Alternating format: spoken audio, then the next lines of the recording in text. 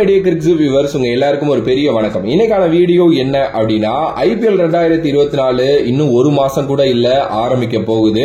The most competitive and best T20 league in the world அப்படினே வந்து சொல்லலாம். மக்களோட அட்ராக்ஷனை இழுத்த ஒரு பயங்கரமான T20 லீக் அப்படின்னா அது வந்து IPL அப்படிங்கிறதுல எந்த ஒரு சந்தேகமும் கிடையாது.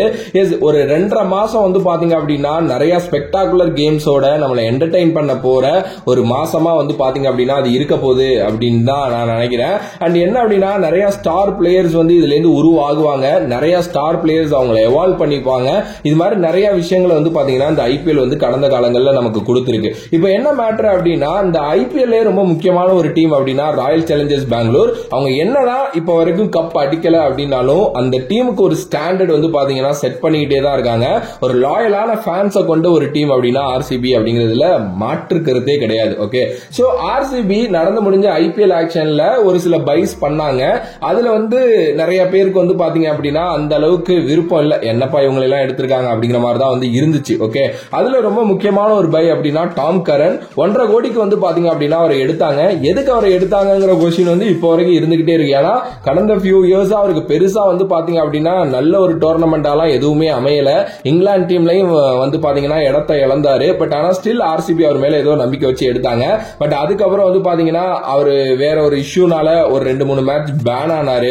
அதுக்கப்புறம் அவருக்கு ஏதோ ஒரு இன்ஜுரி வந்துச்சு. அதனால வந்து பாத்தீங்கன்னா அவர் வந்து ஒரு சர்ஜரி பண்ண போறேன் அப்படிங்கிற மாதிரி வந்து அறிவிச்சாரு. இப்போ என்ன மேட்டர் அப்படின்னா, மேபி IPL 2024 வந்து பாத்தீங்க அப்படின்னா டாம் கரன் ஃபுல்லாவே மிஸ் பண்றதுக்கு நிறைய சான்சஸ் வந்து பாத்தீங்கன்னா இருக்கு. அண்ட் அதனால ஒரு 3 பிளேயர் ஆப்ஷன்ஸ் வந்து பாத்தீங்க அப்படின்னா டாம் கரனை ரீப்ளேஸ் பண்ண போற அந்த லிஸ்ட்ல இருக்காங்க. யார் யார் இருக்காங்க, RCB யாரை எடுக்க வாய்ப்புகள் இருக்குங்கிறத பத்தி இதுல பேசலாம். ஃபர்ஸ்ட்லி வந்து பாத்தீங்க அப்படின்னா ஜேசன் ஹோல்டர் வந்து பாத்தீங்க அப்படின்னா வெஸ்ட் இண்டீஸை சேர்ந்த ஒரு ஆல்ரவுண்டர், ஒரு பயங்கரமான பிரைம் கேண்டிடேட் இந்த லிஸ்ட்ல அப்படின்னு தான் நான் சொல்லுவேன். ஏன்னா ஒரு சூப்பரான ஒரு ஆல்ரவுண்டருங்க, பேட்டிங்கா இருக்கட்டும் பவுலிங்கா இருக்கட்டும் செமையான வேல்யூபிள் அசெட்டா வந்து பாத்தீங்கன்னா அவர் வந்து இந்த T20 ஃபார்மேட்ல அவர் கொடுத்துக்கிட்டே தான் வந்து இருக்காரு. அவரோட எபிலிட்டி அப்படின்னு பேசுறப்போ நல்ல பிக் ஷாட்ஸ் வந்து பாத்தீங்க அப்படின்னா இந்த டெத் ஓவர்ஸ்ல அடிக்கக்கூடிய ஒரு திறமை இருக்கு. குரூஷியலான பிரேக் த்ரூஸ் வந்து பாத்தீங்க அப்படின்னா டெத் ஓவர்ஸ்ல பவுலிங்ல எடுக்கிறதுக்கு நிறைய அவர் வந்து சான்சஸ் இருக்கு. ஓகே, சோ அவர் டீம்ல ஆட் ஆகுறாரு அப்படின்னா எனக்கு தெரிஞ்சு ஒரு மச் நீடட் பேலன்ஸ் வந்து பாத்தீங்க அப்படின்னா கிடைச்சிரும். அண்ட் இதெல்லாம் தாண்டி ஒரு லீடர்ஷிப் எக்ஸ்பீரியன்ஸும் வந்து பாத்தீங்க அப்படின்னா டீம்ல ஆட் ஆகி அது ஒரு டெப்தா வந்து பாத்தீங்க அப்படின்னா டீமுக்கு கொடுப்போம். சோ நிறைய யங் பிளேயர்ஸ் இருக்கிறப்போ வந்து பாத்தீங்கன்னா இது வந்து ஒரு மென்டார்ஷிப் மாதிரி கூட நம்ம வந்து வச்சுக்கலாம். சோ ஜேசன் ஹோல்டருக்கு வந்து இந்த வருஷம் கான்ட்ராக்ட் கிடைக்காததே பெரிய விஷயம்ங்கிற மாதிரி தான் நான் யோசிச்சுட்டு இருந்தேன். எனக்கு தெரிஞ்சு IPL வந்து பாத்தீங்க அப்படின்னா அவர் பல வருஷமா விளையாண்டுகிட்டு இருக்காரு. சோ அவரை டெஃபினெட்லி RCB நோக்கி போவாங்க in case Tom Curran ruled out ஆனா. ரெண்டாவது யாரு அப்படின்னா Daniel Sams, Australian left arm seamer. அவர் வந்து பாத்தீங்க அப்படின்னா என்னைக்காவது யாருக்காவது ரீப்ளேஸ்மெண்ட் பிளேயரா அந்த IPL குள்ள வந்துருவாரு. கடந்த ஒரு ஃபியூ இயர்ஸா அப்படிதான் வந்து நடந்துகிட்டு இருக்கு. நல்லா வந்து டிசிபேட்டிவான வேரியேஷன்ஸ்ல நிறைய இம்பாக்டபிள் லைன் வச்சு லென்த்தா பால் போடக்கூடிய ஒருத்தர். ஆனா அவரை கரெக்டா யாருமே யூஸ் பண்றது இல்ல அப்படின்னு தாங்க நான் நினைக்கிறேன். அவர் வந்து இந்த டொமஸ்டிக் கிரிக்கெட்டா இருக்கட்டும் இல்ல இன்டர்நேஷனல் கிரிக்கெட்டா இருக்கட்டும் எல்லாத்துலயுமே அவர் நல்லா தான் பண்ணுவார். அவருக்கு கொடுக்க வேண்டிய ரோல் அவர் கரெக்டா கொடுப்பாங்க, அதை அவர் வந்து கரெக்டா பண்ணுவார். ஓகே, நல்ல விக்கெட்ஸ் எடுக்கக்கூடிய ஒருத்தர், குரூஷியலான டைம்ல கேமை திருப்பக்கூடிய ஒருத்தர் அப்படின்னே வந்து சொல்லலாம்.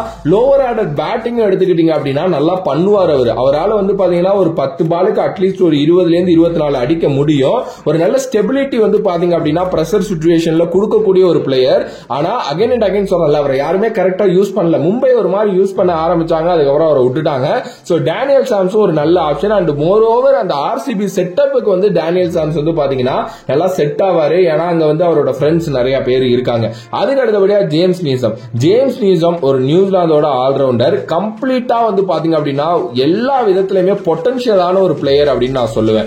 அவரால் பேட்டிங் பண்ண முடியும், அதுலயும் அக்ரெசிவா ஆட முடியும், பொறுமையா ஆட முடியும், நல்ல ஃபாஸ்ட் பவுலர் அப்படின்னாலும் வந்து பாத்தீங்க அப்படின்னா அவர் எடுத்துக்கலாம். ஒரு மாதிரி மீடியம் ஃபேஸா பவுலிங் போடுவாரு. ஒரு மாதிரி வெர்சடைல் கிரிக்கெட்டர் அப்படின்னே சொல்லுவேன் இந்த T20 ஃபார்மேட்டை பொறுத்த வரைக்கும். அவரோட எபிலிட்டி வந்து பாத்தீங்க அப்படின்னா அந்த பவுண்டரிஸை கிளியர் பண்ணக்கூடிய எபிலிட்டிஸ் வந்து பாத்தீங்க அப்படின்னா இருக்கும். நல்லா ஃபயர் பவர் ஆட் பண்ணக்கூடிய ஒரு பிளேயரா வந்து RCBயோட மிடில் ஆர்டர்ல இருக்கிறதுக்கு நிறைய சான்சஸ் இருக்கு. நிறைய இம்பாக்ட்ஃபுல் இன்னிங்ஸ் வந்து இது வரைக்கும் ஆடி இருக்காரு அவரோட இன்டர்நேஷனல் டீமுக்கா இருக்கட்டும் இல்ல அவர் IPL ஆனப்பையா இருக்கட்டும். ஆனா ஏன் அவரை யாருமே எடுக்க மாட்டேங்கிறாங்க, ஏன் அவரை நோக்கி போக மாட்டேங்கிறாங்கிறதே வந்து பாத்தீங்க அப்படின்னா தெரியல. அவர் எடுத்து வச்சாலும் அவர் பிளேயிங் லெவல்ல விளையாட விட மாட்டாங்க எல்லா டீமும், அப்புறம் அப்படியே கலட்டி விட்டுருவாங்க. நீசம் வந்து பாத்தீங்க அப்படின்னா ஒரு சூப்பரான ஒரு நல்ல ஒரு பிளேயர் அப்படின்னு நான் சொல்லுவேன்.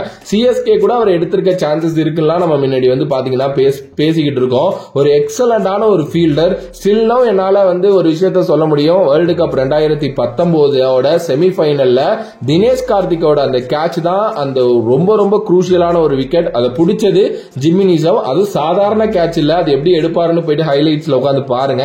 வேற மாதிரி ஒரு கேட்ச், ஒரு மாதிரி வந்து கம்ப்ளீட்டடான ஒரு கிரிக்கெட்டர். அவர் டெஃபினெட்லி ஐபிஎல் ஏதாவது ஒரு டீமுக்கு ஆடணும் தான். சோ டாம் கரனுக்கு ரீப்ளேஸா அவர் வர்றதுக்கு நிறைய சான்சஸ் வந்து பாத்தீங்க அப்படின்னா இருக்கு. பார்க்கலாம் என்ன நடக்க போகுது அப்படின்னு சொல்லிட்டு. நம்ம இப்படி பேசிட்டு இருக்கிறப்ப ஆர்சிபி ஏதாவது ஒரு பிளேயரை எங்க இருந்தாவது எடுத்து சர்ப்ரைஸ் பண்ணுவாங்க. அப்படி ஏதாவது ஒரு சர்ப்ரைஸ் பிளேயர் இருக்காரா? அவர் இருந்தாரு அப்படின்னா அது யாருங்கிறத கமெண்ட் பண்ணுங்க. வேறொரு வீடியோல வேறொரு கான்செப்ட் வந்து சந்திக்கின்றேன். நன்றி, வணக்கம்.